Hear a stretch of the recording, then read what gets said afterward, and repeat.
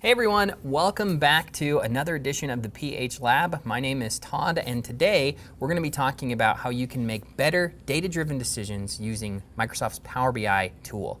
Now, many of you are probably wondering, what is Power BI? In fact, you've likely heard of it, right? It's one of those great tools that everybody knows can be a huge benefit to them, but they're not sure how to get started with it.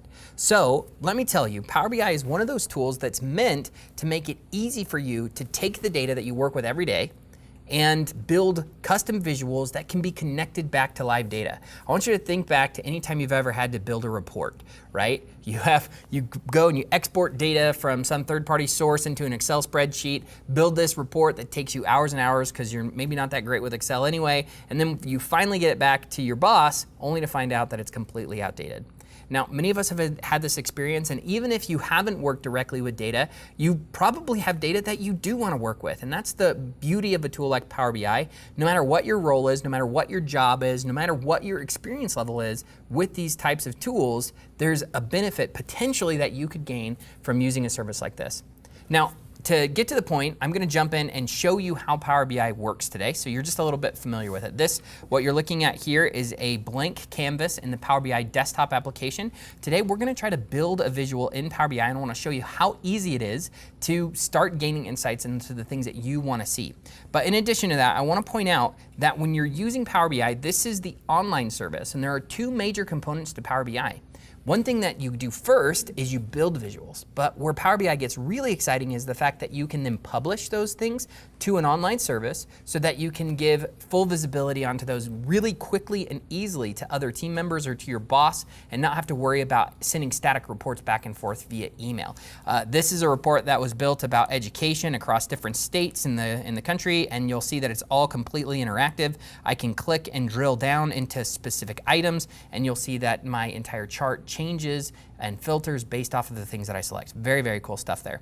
So jumping back into the desktop, which is where we're going to spend most of our time today, you'll see that one of the options up here in the top corner is the one that says Get Data. Now, I just want to point out to you how many different things you can do inside of Power BI. There's a whole host of different sources that you can pull from. Some are things like files that are static. So think Excel. If you have Excel data sources, you can then visualize those inside of Power BI. I can also pull from databases. So if you use Access or SQL, that's great too. If somebody else has already been using Power BI, I can pull from their data sets that have been published into the online service. That's neat. I can pull from cloud services like Azure or third-party services like my CRM system if you use Salesforce or Google Analytics. There are so many different options, and it's actually very, very easy to connect these things in. In fact, this blank canvas, I've already connected a SQL database for us. And that's one of the cool things about this. So because I've connected this data source, I've actually pulled in a whole bunch of different tables. And one of the things inside of Power BI that you'll see is it's already created a data model for me. So all of these different tables that I've created are now connected, and all these different lines show how they're interconnected. So that's going to allow me to create visuals from multiple tables and have those things interact and be sorted together. I want to show you what that looks like. So this is for a make-believe store called Soul Shoe. They've got a bunch of stores around a couple of different states in the country. And so let's say I want to visualize some information about the store. Well, so I'm just going to type search. I'm going to search for store up here, and all of the fields and all of the different tables that have the name store in it shows up. Store name looks like the thing I might want. So I grab that, and look, here are all of our stores. So in addition to that, maybe I want to see anything that has to do with sales at those stores. So the final price, that's whatever the price was in our orders table where somebody bought it. So again, all I have to do is drag it over here and look at that instantly. In just a couple of really quick clicks, I was able to show the total number of sales in each one of those stores over about a 3 or 4 year period that's in this data set. And if I wanted to, I could also sort instantly by the final price, and you can see it looks like our San Francisco store is the highest selling store. So that's pretty neat too. But where this gets even cooler is when I dragged this out, it just created a table. But what if I wanted to visualize it a different way? So this right here is called the visualizations pane. And I can go ahead and click a button here. I can make it into a bar graph. Or wouldn't it be neat if I looked at this as let's look here at, now this is a map. But man, it didn't work. It just pulled up a map and it looked at the store name. Store name it didn't recognize as a location. Well, that's because the name of the store there, but could I search for state?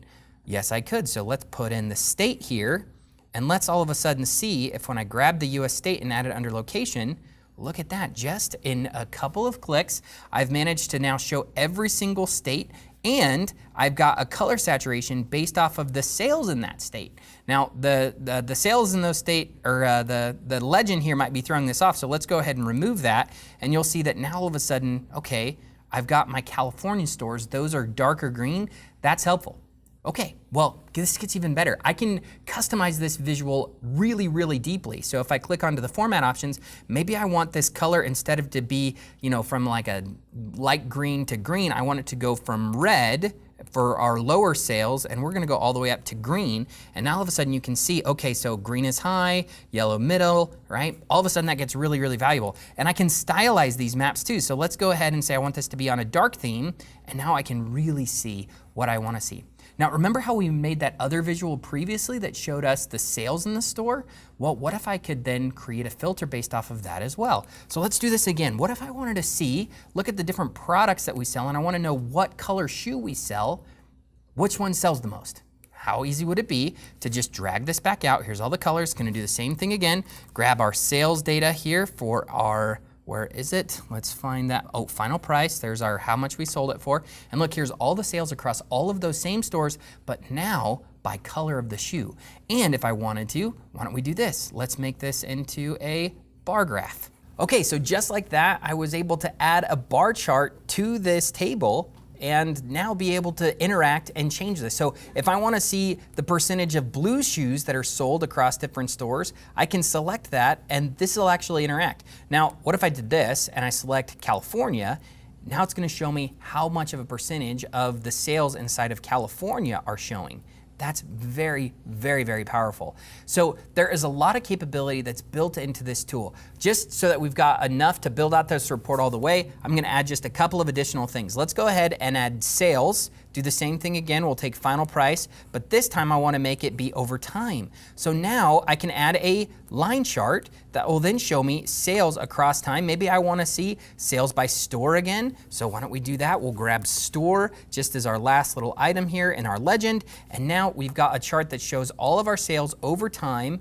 And just so we get really crazy, let's just show the whole day over the entire time period. And I can see the sales of all of our blue shoes, and I can see how that changes, or I can see all of the sales in our California stores and how that changes. Or I can see how we add an additional thing and look at all of our sales by store just by adding a little slicer right there. And look, again, in just a couple of minutes with a few clicks, I can instantly be able to filter and create this dynamic report. And when I'm all done with it, I just publish it to the online service and my team members can get access to the things that they need. Okay, so that's all the time we have. I hope that you were okay with us going through these different kind of nerdy data scenarios. And if you're not necessarily a data nut today, I hope you realize that it doesn't matter what your role is.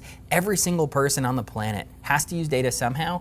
And a tool like Power BI can give you great insight into the things that you care about in your own job and in your own business. So with that, don't forget, next week we're going to be talking about Microsoft Flow and how you can better automate your life. We hope this has been valuable for you.